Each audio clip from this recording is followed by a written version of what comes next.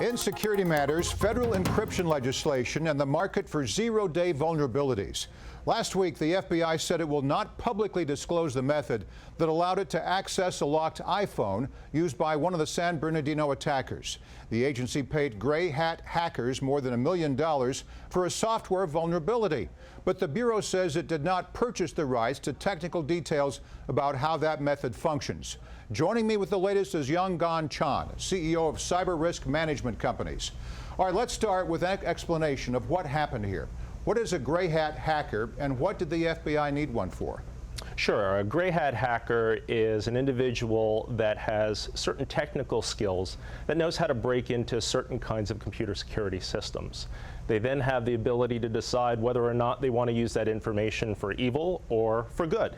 And so that's the definition of what a gray hat hacker is. Yang, the FBI says it did not purchase the rights to technical details about how that method functions. What does this mean, and why would the Bureau pursue that strategy?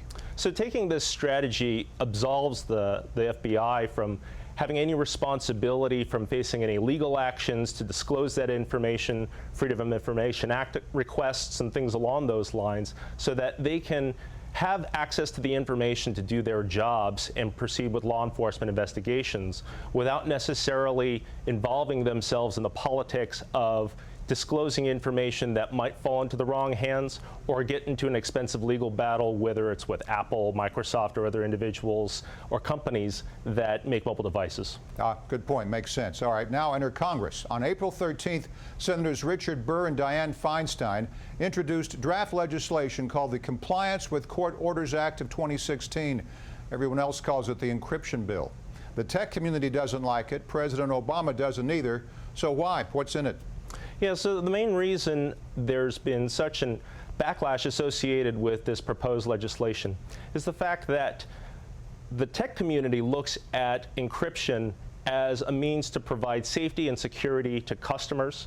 The government also uses the means within its own guidance and its own regulations to protect federal information as well.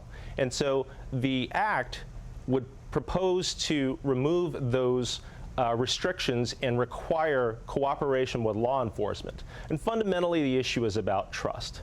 When you have data breaches that are widely publicized with OPM, with the IRS, State Department, there's no trust that the federal government will be able to effectively protect sensitive information that corporate America uses for being able to generate revenues and profits and being able to protect the privacy as well as the security of all their customers, which is why customers trust them.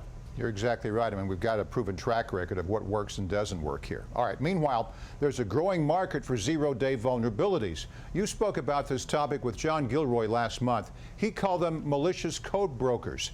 Is that field regulated? Should it be? Yeah, so the field really isn't regulated right now, and it's really within its formative stage, but it's not something new. Vulnerabilities and exploit code has been around for a long time. It's just that the value associated with that code is now increasing as organizations are launching bug bounties, as companies are looking to pay for that information to make their systems more secure. Now, government won't be able to figure out the balance between privacy and security overnight. You advocate for a holistic approach and a stronger cyber workforce through security-level agreements. Explain that term for us. Yeah, so one of the issues that many organizations struggle with today is they're trying to develop a workforce that can effectively protect their organization and effectively protect their customers. Right now, Forbes magazine reports that there's over 1 million security jobs worldwide that currently go unfilled, and that shortage is forecasted to go up to $1.5 million over the next 3 years. And so the challenge is many organizations look at implementing controls, and they look at implementing things like encryption, like strong authentication, to be able to protect the data. But ultimately, what it comes back to is the fact that organizations aren't focused on the outcomes. Shouldn't organizations be more focused on protecting against theft or protecting against data breaches? And why can't service providers provide a performance SLA or service level agreement that says, hey, we're going to protect the security just like we provide you 99% uptime for all of our systems that we host, whether that's out in the cloud or inside of a data center. It's all great information on government matters. Yong-Gon Chon, CEO of Cyber Risk Management Companies. Thanks, Yong. Thank you very much.